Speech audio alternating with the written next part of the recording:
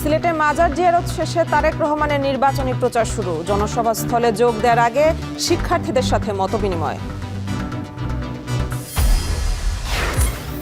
ঢাকায় সমাবেশের মধ্য দিয়ে প্রচার শুরু করছে জামায়াত। বৈষম্যহীন দুর্নীতিমুক্ত রাষ্ট্র গঠনে সুযোগ চান দলের নেতারা।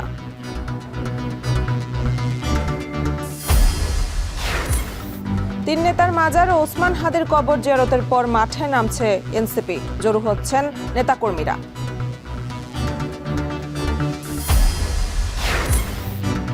নাটোরে কলেজ শিক্ষককে জবাই করে হত্যা, জড়িত সন্দেহে কার্যক্রম নিষিদ্ধ আওয়ামী কর্মীর বাড়িতে অগ্নিসংযোগ, বৃদ্ধার মৃত্যু।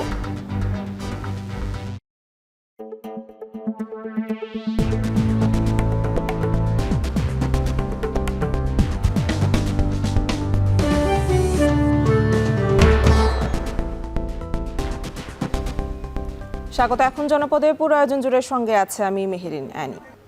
দেশের হাসপাতালে সুচিকিৎসা নিশ্চিত করতে প্রাইভেট ও পাবলিক পার্টনারশিপ ব্যবস্থা চালু করার আশ্বাস দিলেন বিএনপি চেয়ারম্যান তারেক রহমান। সকালে গ্র্যান্ড সিলেট হোটেল শিক্ষার্থীদের একটি প্রতিনিধি দলের সাথে মতবিনিময় সভায় কথা বলেন তিনি। হসপিটাল কর্তৃপক্ষ সে 1000 মানুষকে ট্রিটমেন্ট দিতে পারে। আপনার না হলে ওখানে 2000 লোকের কিউ হচ্ছে প্রতিদিন 2000 লোকের কিউ হচ্ছে। এখন যতই আপনি তাকে 24 ঘন্টা আপনি ট্রিটমেন্ট দেন না কেন, আপনি 1000 উপরে যেতে পারছেন না, আপনার ক্যাপাসিটি ওরকম।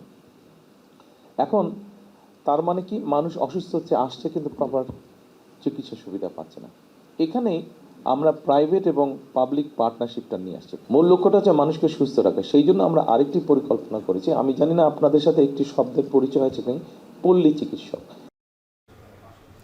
বৈষম্যহীন দুর্নীতিমুক্ত রাষ্ট্র গঠনে তরুণ প্রজন্মকে সুযোগ দিতে হবে বলে জানিয়েছেন খুলনা 5 আসনের জামায়াতে ইসলামীর প্রার্থী এবং কেন্দ্রীয় সেক্রেটারি জেনারেল মিয়া গোলাম পরওয়ার।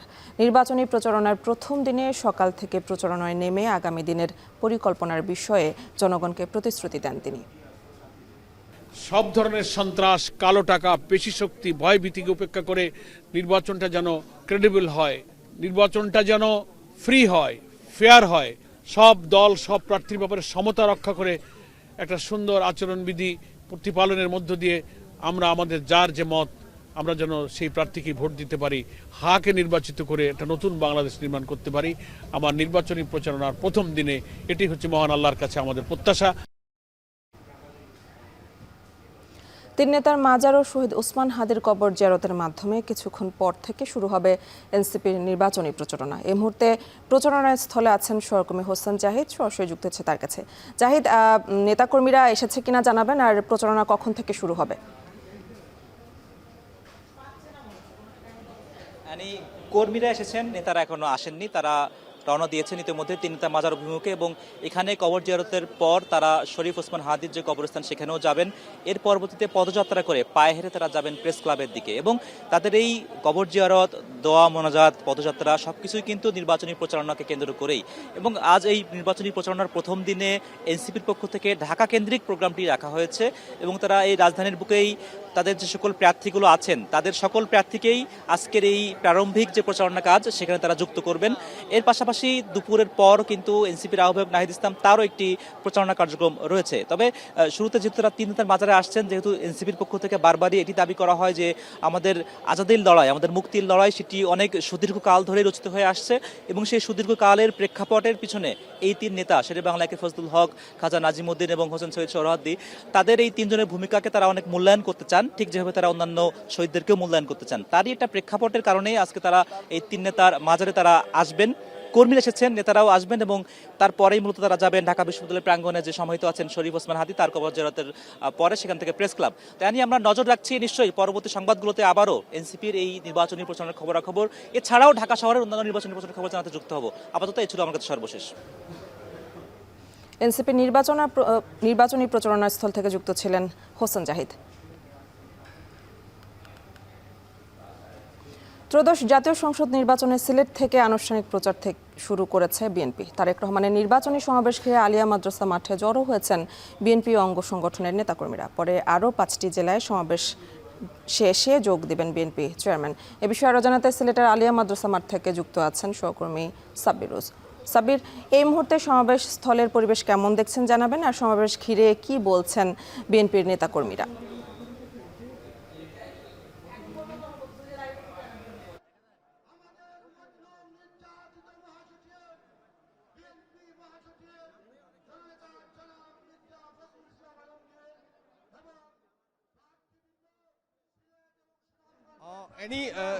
এই সমাবেশটি মূলত বিএনপির নির্বাচনী সমাবেশ, যেটি আনুষ্ঠানিকভাবে সিলেট থেকে শুরু করতে যাচ্ছে। আর কিছুক্ষণের মধ্যেই দলের চেয়ারম্যান তারেক রহমান মূলত এই সমাবেশ স্থলে আসবেন, এবং আমরা যেটি লক্ষ্য করেছি যে এরই মধ্যে হাজারো নেতাকর্মী এবং এই যে আলিয়া মাদ্রাসার ঐতিহাসিক প্রাঙ্গণ, এই মাঠ এবং আশেপাশের রাস্তার যে সড়কগুলো রয়েছে মূলত সবই কানায় কানায় পূর্ণ রয়েছে। এবং আমরা দেখতে পাচ্ছি যে মঞ্চে সিলেটের স্থানীয় নেতৃবৃন্দ যারা রয়েছেন তারা মূলত এই শৃঙ্খলার যে বিষয়গুলো রয়েছে সেই শৃঙ্খলার বিষয়গুলোতে নির্দেশনা দিচ্ছেন, এবং দলের চেয়ারম্যান যেন নির্বিঘ্নভাবে তার এই নির্বাচনী প্রচারণা করতে পারেন এবং এই সমাবেশটি মূলত শান্তিপূর্ণ অবস্থায় হয় সেই ধরনের নির্দেশনা এখন স্থানীয় নেতৃবৃন্দ দিচ্ছেন। আমরা দেখেছি যে পুরো শহরের জুড়েই মোটামুটি আইন শৃঙ্খলা বাহিনীর সকল স্তরের সদস্যরা রয়েছেন, এবং দলীয় নেতাকর্মীরা যেটি বলছেন যে দীর্ঘ বছর পরে দলের চেয়ারম্যান তারেক রহমান তাদের মাঝে এসেছেন। এই যে সাংগঠনিক অভিভাবকের আগমন ঘিরে তাদের মধ্যে উৎফুল্ল উচ্ছ্বাস লক্ষ্য করছি। পাশাপাশি তারা যেটি বলছেন যে তাদের নির্বাচনী কার্যক্রমের পাশাপাশি বিএনপির সাংগঠনিক যে কার্যক্রমগুলো রয়েছে বা যে সংগঠনগুলো রয়েছে বিএনপির অঙ্গ সহযোগী সংগঠনগুলো, সেই সংগঠনগুলো প্রাণ ফিরে পেল, এবং আজ তারা প্রত্যাশা করছে যে দলের চেয়ারম্যান তাদেরকে দিক নির্দেশনা দিবেন এবং সাংগঠনিক কার্যক্রম কিভাবে আরো বেগবান করা যায় সেই বিষয়গুলো তুলে ধরবেন। আমরা দেখেছি যে আর কিছুক্ষণের মধ্যেই তারেক রহমান সমাবেশস্থলে আসবেন এমনটি ঘোষণা করা হচ্ছে, এবং তিনি মূলত গতকাল রাতেই সিলেটে আসেন এবং এর পরবর্তীতে তিনি এমএজি ওসমানী, শাহজালাল, শাহপরানের মাজার জিয়ারত করেন, এবং আজকের এই সমাবেশটি শেষ করে তিনি এরপরেও আরও 6টি জেলায় পথসভা এবং সমাবেশ রয়েছে যেখানে তিনি নির্বাচনী প্রচারণা করবেন। এবং গতকাল প্রতীক বরাদ্দের পরই আজ থেকে রাজনৈতিক দলগুলো মূলত তাদের নির্বাচনী কার্যক্রম নিয়ে জনগণের কাছে আসছেন, নির্বাচনী যে প্রতিশ্রুতিগুলো রয়েছে সেই প্রতিশ্রুতিগুলো দিবেন, এবং এই অঞ্চলের মানুষ যেটি প্রত্যাশা করছেন যে আসলে আগামীর বাংলাদেশ বিনির্মিত হবে তারেক রহমানের হাত ধরেই, এমনকি আমরা এই আগত নেতাকর্মীদের কাছ থেকে প্রত্যাশার কথা শুনতে পেরেছি। এবং এখানে আমরা আরেকটি বিষয় লক্ষ্য করেছি যে নেতাকর্মীর বাইরেও অসংখ্য সাধারণ মানুষের সমাগম রয়েছে যারা শুধুমাত্র একবার তারেক রহমানকে দেখার জন্য মূলত এই সমাবেশস্থলে আসছেন। এবং আমরা দেখেছি যে প্ল্যাকার্ড, ফেস্টুন সহ যে পুরো শহর একদম একটি কালারফুল পরিবেশই বলা যায়, যেটি পুরো শহরটা সাজানো হয়েছে। এবং আমরা সমাবেশস্থলে দেখতে পেয়েছি যে বিভিন্ন ইউনিটের নেতৃবৃন্দ তাদের স্থানীয় নেতার নেতৃত্বে এসেছেন এবং তাদের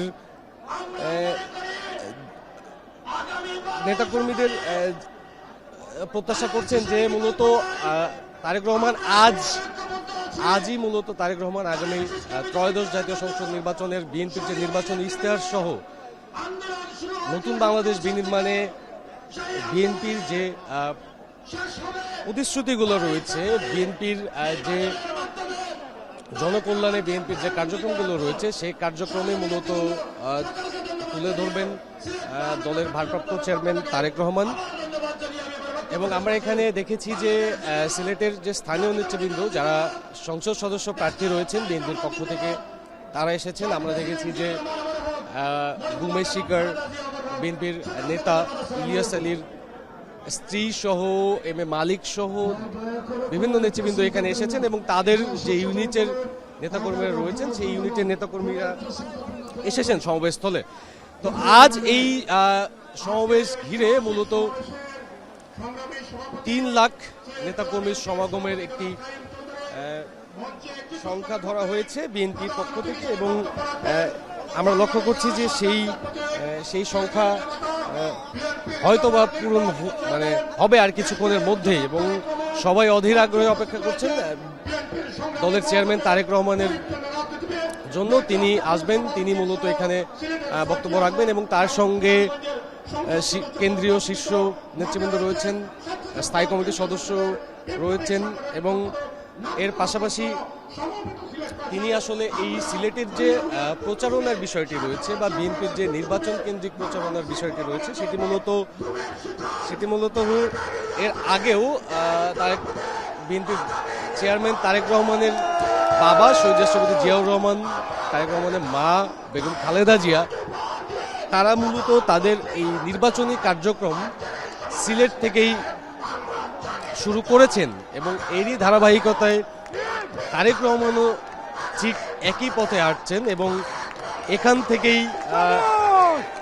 থেকেই বরাবরের মতোই বিএনপি আনুষ্ঠানিকভাবে তাদের নির্বাচনী প্রচারণা শুরু করছেন, এবং এর পরবর্তীতে আরও 5টি জেলা তিনি পথসভা এবং সংক্ষিপ্ত সমাবেশ করবেন, এবং এরপরেই আমরা দেখেছি যে চট্টগ্রাম সহ দেশের বিভিন্ন প্রান্তে নির্বাচনী প্রচারণায় ঘুরে বেড়াবেন তারেক রহমান। এই আর কিছুক্ষণের মধ্যেই তারেক রহমান আসবেন, এবং সমাবেশ মূলত সেজন্যই অপেক্ষা করছে।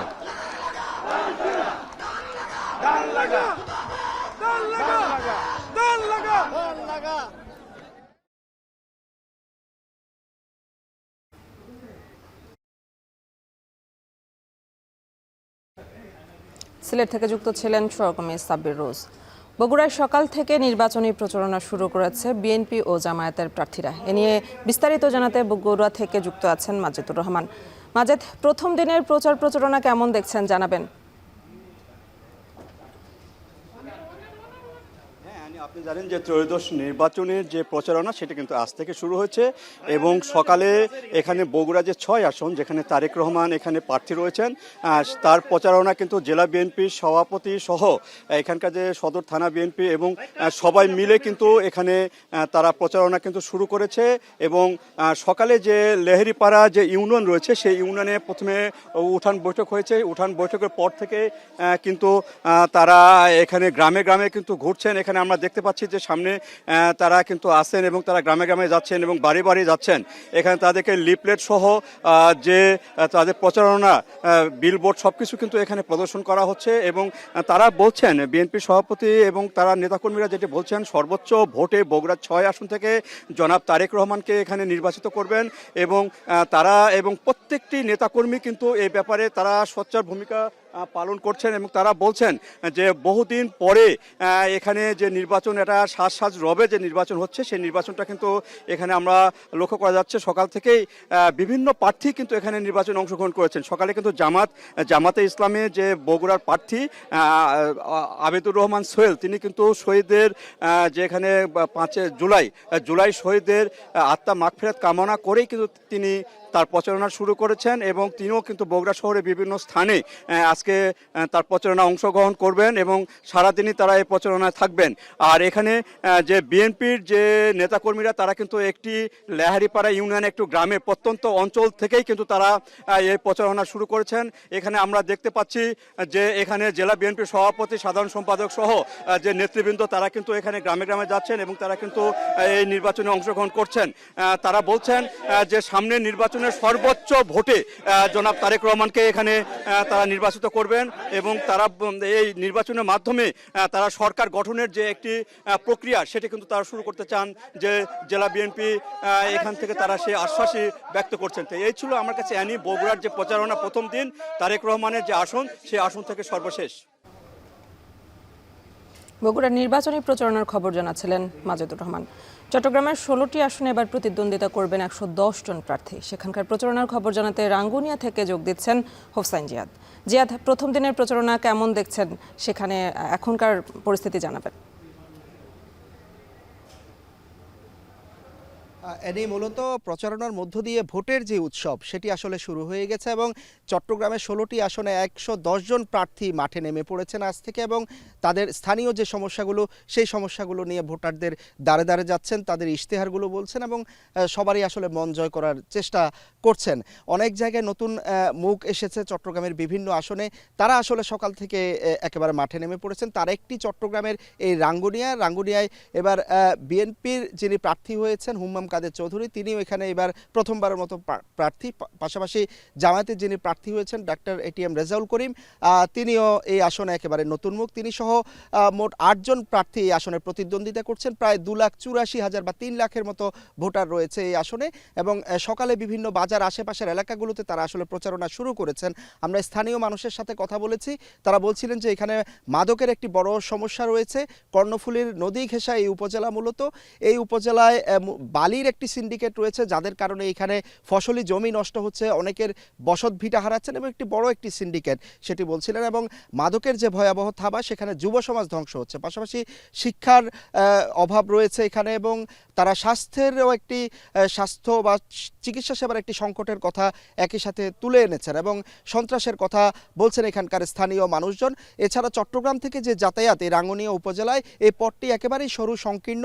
এই দাবিগুলো আসলে মানুষ যে প্রার্থী আছেন তাদের কাছে তুলে ধরছেন, তাদের কাছে চাওয়া পাওয়ার কথা বলছেন। পাশাপাশি প্রার্থীরাও আসলে এই স্থানীয় সমস্যাগুলো নিয়ে মানুষের দ্বারে যাচ্ছেন এবং এসব সমস্যা সমাধানের কথা বলছেন। চট্টগ্রামের রাঙ্গুনিয়ার পাশাপাশি কিন্তু চট্টগ্রাম 11 আসনে আমির খসরু মাহমুদ চৌধুরীও প্রচারণা শুরু করেছেন সকাল 10:30টায় কদমতলী এলাকা থেকে এবং বিভিন্ন উপজেলায়, বিশেষ করে চট্টগ্রামের সীতাকুণ্ডে আসলাম চৌধুরী, মিরেশ্বরে নুরুল আমিন চেয়ারম্যান সহ যারা প্রার্থী হয়েছেন ছোট ছোট দলের প্রার্থীরা, তারাও কিন্তু ভোটারদের কাছে যাওয়া আজকে থেকে শুরু করেছেন। অর্থাৎ ভোটের যে আমেজ সেটি কিন্তু শুরু হয়ে গেছে চট্টগ্রামে। চট্টগ্রামের নির্বাচনী প্রচারণার খবর জানাচ্ছিলেন হোসাইন জিয়াদ।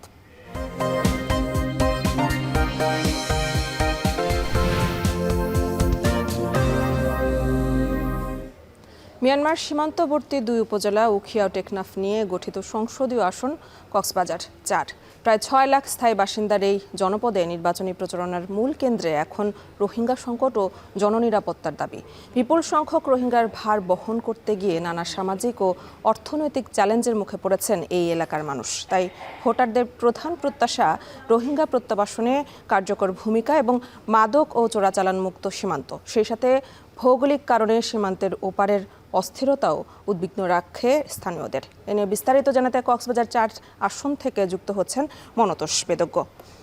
মনতোষ, 4 আসনের ভোটারদের চাওয়া পাওয়া ও প্রার্থীরা কী ধরনের প্রতিশ্রুতি দিচ্ছে, এ নিয়ে বিস্তারিত জানাবেন।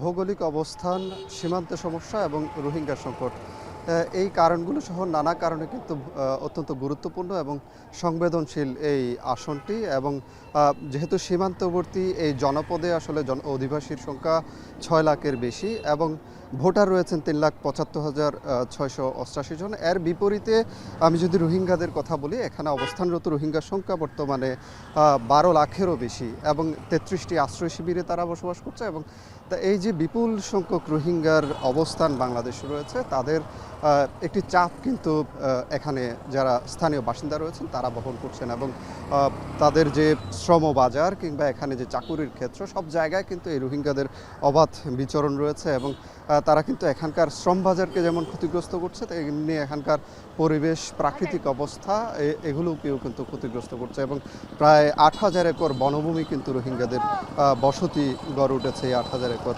বনভূমিতে। সব মিলে এখানে যে সীমান্তবর্তী এই 2 উপজেলা ঘিরে যেসব অপরাধ তৎপরতা হয়ে থাকে, বিশেষ করে এখানে যে হত্যা থেকে শুরু করে এখানে সীমান্তভিত্তিক যে চোরাচালান কিংবা মাদকের চালান, সব অপরাধের সাথেই কিন্তু রোহিঙ্গারা সম্পৃক্ত রয়েছে এবং রোহিঙ্গা ক্যাম্পগুলোকে ঘিরে কিন্তু প্রায় সময় অস্থিরতা বিরাজ করে। এর পাশাপাশি এখানে সীমান্তে প্রায়শ সীমান্তের ওপারের যে সংঘাত সংঘর্ষ চলছে মিয়ানমারের আরাকান রাজ্যে, সেখানকার সশস্ত্র বিদ্রোহী গোষ্ঠী এবং সশস্ত্র কিছু রোহিঙ্গা গোষ্ঠীর সাথে যে সংঘর্ষ হচ্ছে, সেই গোষ্ঠীগুলোর সংঘাতের যে প্রভাব সেটি কিন্তু এখানকার সীমান্তবর্তী অঞ্চলের বাসিন্দাদের মাঝে পড়ে। এবং এখানে যারা প্রার্থী রয়েছেন তারা কিন্তু এইসব সমস্যা সমাধানের প্রতিশ্রুতি দিচ্ছেন এবং ভোটারদের পক্ষ থেকে যেটি চাওয়া হচ্ছে যে তারা যেন, যারা নির্বাচিত হবেন তারা যেন এই সমস্যাটির আন্তর্জাতিক পর্যায়ে তারা কথা বলতে পারেন এবং এই রোহিঙ্গা সমস্যার সমাধানে তারা ভূমিকা রাখতে পারেন। এবং পাশাপাশি এখানে রোহিঙ্গা ক্যাম্প ঘিরে যেসব এনজিও, আন্তর্জাতিক সংস্থা বা দেশীয় সংস্থা কাজ করছে, সেই সংস্থাগুলোতে যাতে স্থানীয় পর্যায়ের যারা তরুণ তরুণী রয়েছেন তাদের চাকরির সংস্থান হয়, সেই দাবিও কিন্তু এখানকার স্থানীয় জনগোষ্ঠীর রয়েছে। এবং এই যে ভোটের পরিস্থিতি বর্তমানে বেশ সরগরম রয়েছে ভোটের মাঠ, এবং প্রার্থীরা নানা প্রতিশ্রুতি তাদের দিচ্ছেন। এ বিষয়ে আরও আমরা বিস্তারিত জানতে পারবো আজ বিকেল 4:30টায় ভোটারের ইশতেহার অনুষ্ঠানে। সেটি দেখার আমন্ত্রণ জানিয়ে আমি কক্সবাজার থেকে শেষ করছি। এই ছিল কক্সবাজার থেকে সবশেষ।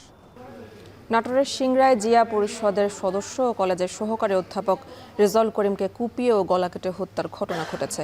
এদিকে এই ঘটনার সাথে জড়িত সন্দেহে ওহাব নামে কার্যক্রম নিষিদ্ধ এক আওয়ামী লীগ কর্মীর বাড়িতে আগুন দেওয়ার ঘটনায় পুড়ে মারা গেছেন তার মা সাদিয়া বেগম। পুলিশ জানায় বুধবার রাত 11টার দিকে সিংড়া উপজেলার কলম ইউনিয়নের কুমারপাড়া এলাকায় কলেজ শিক্ষক রেজাউল করিমকে নৃশংসভাবে কুপিয়ে ও গলা কেটে হত্যা করা হয়। পরে খবর পেয়ে পুলিশ মরদেহ উদ্ধার করে। এর জের ধরে রাত 12টার দিকে হত্যার সঙ্গে জড়িত থাকার সন্দেহে বিক্ষুব্ধরা ওহাব নামে কার্যক্রম নিষিদ্ধ এক আওয়ামী লীগ কর্মীর বাড়িতে অগ্নিসংযোগ করে। এ সময় ঘরের ভেতর আটকা পড়ে ওহাবের বৃদ্ধ মা সাদিয়া বেগমের মৃত্যু হয়। এরপর থেকে এলাকায় চরম উত্তেজনা ও আতঙ্ক ছড়িয়ে পড়েছে।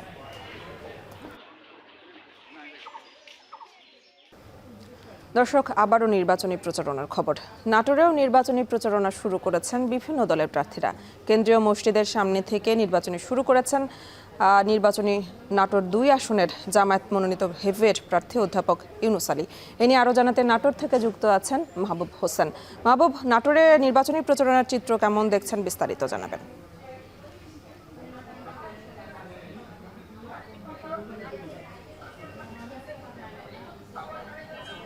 আমরা এই মুহূর্তে নাটোর থেকে যুক্ত হয়েছি।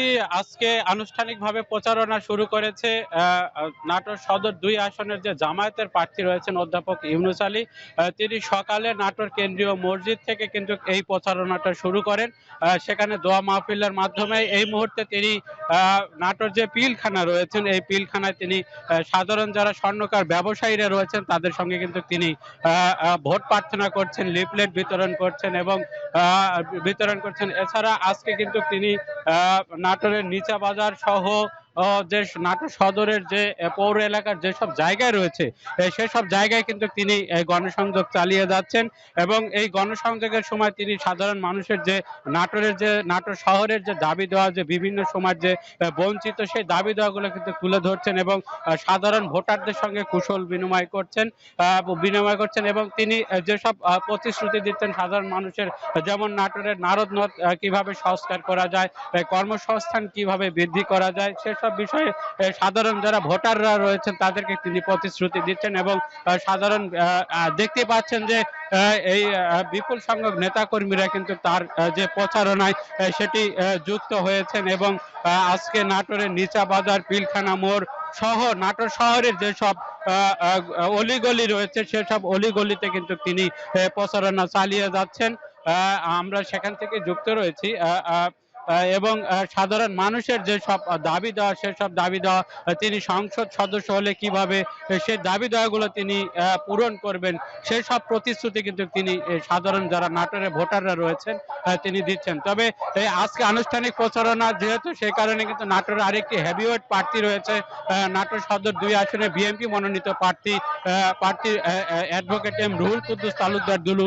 তিনি কিন্তু নাটোর সদর উপজেলার যে সাতনি ইউনিয়ন রয়েছে সেই নাতনি ইউনিয়নে কিন্তু তিনি এই গণসংযোগ চালিয়ে যাচ্ছেন। এছাড়া নাটোরে যে আরো 3টি আসন রয়েছে সেসব আসনে কিন্তু যারা বিএনপি এবং জামায়াত মনোনীত প্রার্থী রয়েছে তারা কিন্তু সেই সকাল থেকেই গণসংযোগ শুরু করেছেন এবং সাধারণ ভোটারদের দ্বারে দ্বারে যাচ্ছেন।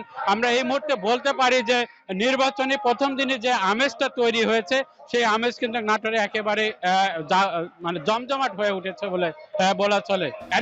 এই ছিল নাটোর থেকে প্রচারণার সবশেষ খবর। নাটোর থেকে যুক্ত ছিলেন মাহবুব হোসেন। এই মুহূর্তে নির্বাচনী প্রচারণা চালাচ্ছেন বরিশাল 5 আসনে বাসদের প্রার্থী মনীষা চক্রবর্তী। সেখানে আছেন অমিত হাসান, চলে যাচ্ছে তার কাছে। অমিত, বরিশালের প্রথম দিনে নির্বাচনী প্রচারণা কেমন দেখছেন, বিস্তারিত জানাবেন।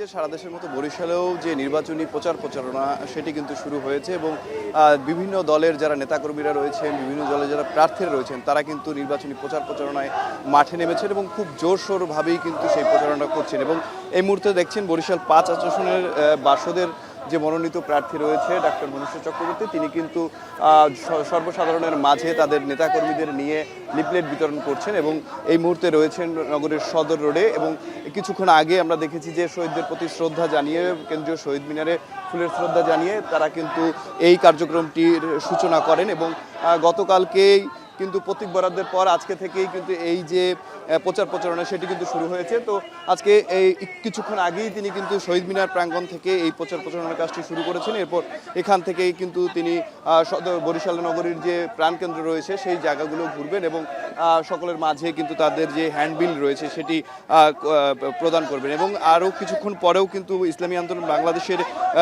প্রচারণা রয়েছে 12টার সময় তাদের কিন্তু সেটি করতে বেরোয়ার কথা। এবং নির্বাচন জেলা রিটার্নিং কর্মকর্তা একটি বিষয় বারবার সকলকে অবগত করেছেন যে আচরণবিধি যাতে কোনোভাবেই লঙ্ঘন না করা হয় এবং সেগুলো মেনেই যারা প্রার্থী রয়েছেন তারা বলছেন যে তাদের যে প্রচারণা কার্যক্রম সেটি তারা কিন্তু চালিয়ে যাবেন। এবং তারা প্রার্থীরা বলছেন যে কোনো ধরনের পরিবর্তন করতে চাইলে তাদের আসলে যে মার্কাটি রয়েছে বিশেষ করে মই মার্কায় ভোট দেবেন এবং এই ভোটের মাধ্যমেই দেশে একটি বড় পরিবর্তন তারা আনতে চান। এবং যে লিফলেটটা বিতরণ করা হচ্ছে সেখানে কিন্তু নানা ধরনের প্রতিশ্রুতির কথা বলা হয়েছে যে তাকে যদি নির্বাচিত করা হয় তাহলে কিন্তু নানা ধরনের প্রতিশ্রুতি তিনি দিয়েছেন, বিশেষ করে কর্মসংস্থানের ক্ষেত্রে। এবং বরিশালে যেটি একটি পুরনো দাবি রয়েছে যে ভোলার গ্যাস বরিশালে আনার ব্যাপারে, সেটি কিন্তু তারা আসলে ওখানে উল্লেখ করেছেন এবং গরিব দুঃখী মেহনতি মানুষের কথাও তারা তুলে ধরেছেন। এবং আরেকটু জানিয়ে রাখি যে তাদের এই প্রতিশ্রুতির মধ্যে মাদক প্রতিরোধ, কৃষি, মৎস্য খাত, শ্রমিক বান্ধব শহর, নারী বান্ধব নগরী সব মিলিয়ে কিন্তু তারা বলছেন যে তাদের নির্বাচিত করতে পারলে এই যে দাবিগুলো রয়েছে সেগুলো তারা বাস্তবায়ন করবেন। এবং বরিশালে কিন্তু সব দলের যারা নেতাকর্মীরা রয়েছেন কিংবা প্রার্থীরা রয়েছেন তারা কিন্তু ধীরে ধীরে তাদের প্রচারণার কার্যক্রম সেটি অব্যাহত রেখেছেন। এবং কিছুক্ষণ পরে কিন্তু বরিশাল ইসলামী আন্দোলন বাংলাদেশের যারা প্রার্থী রয়েছেন তারাও কিন্তু একটি প্রচারণার কাজে নামবেন এবং আজকের কার্যক্রম শুরু করবেন। তো বরিশালের প্রচারণা নিয়ে এই ছিল আমার কাছে সবশেষ। নির্বাচনী আমেজ জমে উঠেছে বরিশালেও, সে খবরে জানাচ্ছিলেন অমিত হাসান।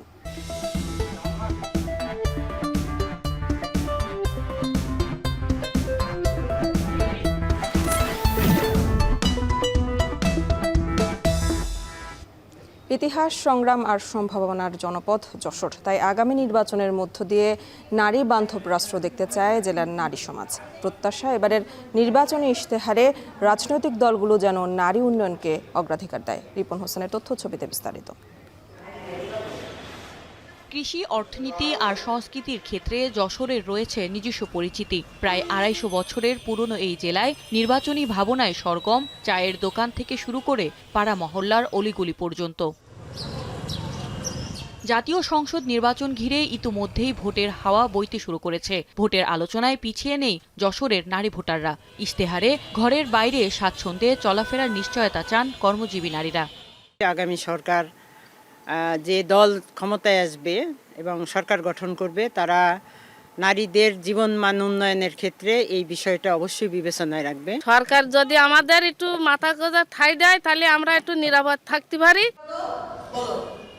এদিকে নারী জুলাই যোদ্ধারা চান কোটা নয়, নারীদের ক্ষমতায়নের মাধ্যমে সমাজের অগ্রগতি নিশ্চিত করতে, যেখানে নিশ্চিত হবে ন্যায় বিচার, শিক্ষা, স্বাস্থ্য আর নারীর মর্যাদা। রাষ্ট্র পরিচালনা করবেন অবশ্যই নারীদের ক্ষমতায়নের দিকে তার জোরদার সজাগ রাখতে হবে। কোনো ধরনের কোনো ঝামেলা থাকবে না, সুন্দর একটা রাষ্ট্র হবে, আমরা মেয়েরা স্বাধীনভাবে চলতে পারবো। এখানে নারী পুরুষের বৈষম্য থাকবে না, সকলে মিলে একত্রে মিলে কাজ করে আমরা দেশকে এগিয়ে নিয়ে যাব, এমন রাষ্ট্রই আমাদের কাম্য। যে সরকার নারীকে একটি আলাদা কোনো সত্তা নয়, মানুষ হিসেবে তার যে মর্যাদা, যে স্বাধীনতা, যে অধিকার প্রাপ্য, সেই প্রাপ্য অধিকারটুকুই তাকে দেবে। যশোরের 6টি আসনে মোট ভোটার 24,71,908। এর মধ্যে নারী ভোটার 12,32,977 জন। এখন যশোর। আধিপত্য বিস্তারকে কেন্দ্র করে নারায়ণগঞ্জের সোনারগাঁয়ে 3 গ্রামের মানুষদের মাঝে সংঘর্ষের ঘটনায় 2 গ্রুপের কমপক্ষে 12 জন আহত হয়েছে। পরে পুলিশ ও সেনাবাহিনীর একটি টিম গিয়ে পরিস্থিতি নিয়ন্ত্রণে আনে। বুধবার দুপুর থেকে বিকেল পর্যন্ত থেমে থেমে এই সংঘর্ষ চলে। উপজেলার পিরোজপুর ইউনিয়নের 2 নং ওয়ার্ডের সাবেক মেম্বার মনির হোসেন ও ছোট কোরবানপুর গ্রামের রাসেল মিয়ার সঙ্গে একই এলাকার পাচানি গ্রামের নিষিদ্ধ আওয়ামী লীগ নেতা হামিদুল ইসলাম হামিদের সঙ্গে আধিপত্য বিস্তার নিয়ে বিরোধ চলে আসছিল। এরই জেরে এ সংঘর্ষ ঘটে বলে জানায় এলাকাবাসী। পাচানি গ্রামের বজলু মিয়া বলেন, মনির মেম্বার ও রাসেল মিয়ার লোকজন বাড়িঘর দোকানপাটে লুটপাট চালায়। এ সময় কয়েকজন আহত হয়। ছোট কোরবানপুর গ্রামের বাসিন্দা রাসেল মিয়া বলেন, তার সমর্থকরা নদীতে গেলে হামিদ মিয়ার লোকজন তাদের বেধড়ক পিটিয়ে আহত করে। পরে রাসেল মিয়ার লোকজন গিয়ে তাদের গ্রামে হামলা চালায়। এ সময় দুপক্ষের লোকজনই আহত হয়। দিনাজপুরের বড়পুকুরিয়া কয়লাভিত্তিক তাপবিদ্যুৎ কেন্দ্রের 125 মেগাওয়াট ক্ষমতাসম্পন্ন প্রথম ইউনিট বুধবার রাত 9:30টায় আবার উৎপাদনে ফিরেছে। গত 18 জানুয়ারি বয়লারের টিউব ফেটে যাওয়ায় ইউনিটটি বন্ধ হয়ে যায়। প্রধান প্রকৌশলী মোহাম্মদ আবু বকর সিদ্দিক নিশ্চিত করেন, বর্তমানে ইউনিটটি থেকে প্রতিদিন 50 থেকে 60 মেগাওয়াট বিদ্যুৎ জাতীয় গ্রিডে যুক্ত হচ্ছে। এদিকে 2020 সাল থেকে বন্ধ থাকা দ্বিতীয় ইউনিট এবং গত অক্টোবর থেকে বন্ধ 275 মেগাওয়াটের তৃতীয় ইউনিটের মেরামত কাজ চলছে। তৃতীয় ইউনিট মার্চের মাঝামাঝিতে উৎপাদনে ফিরতে পারে বলে আশা করা হচ্ছে। প্রথম ইউনিট চালু রাখতে দৈনিক 800 থেকে 1000 টন কয়লা প্রয়োজন হচ্ছে। চট্টগ্রামের সীতাকুণ্ডের ভাটিয়ারিতে ভয়াবহ অগ্নিকাণ্ডের ঘটনা ঘটেছে। ঢাকা চট্টগ্রাম মহাসড়কের পাশে পুড়ে গেছে জাহাজের পণ্যের অন্তত 10টি দোকান ও গুদাম। ফায়ার সার্ভিস জানায়, রাত 9টার দিকে আগুনের সূত্রপাত হলে মুহূর্তে সেটি ছড়িয়ে পড়ে পুরো মার্কেটে। এসব দোকানে ও গুদামে পুরাতন জাহাজ থেকে আনা কাঠের আসবাব, ইলেকট্রনিক্স ও নানা ধরনের গৃহস্থালী জিনিস বিক্রি হয়। বৈদ্যুতিক শর্ট সার্কিট থেকে আগুনের সূত্রপাত বলে ধারণা ব্যবসায়ীদের। পরে আগুনের খবর পেয়ে ফায়ার সার্ভিসের 4টি ইউনিট, নৌবাহিনীর একটি টিম ও স্থানীয়দের সহযোগিতায় প্রায় 1 ঘন্টা 20 মিনিটের চেষ্টায় আগুন নিয়ন্ত্রণে আনে।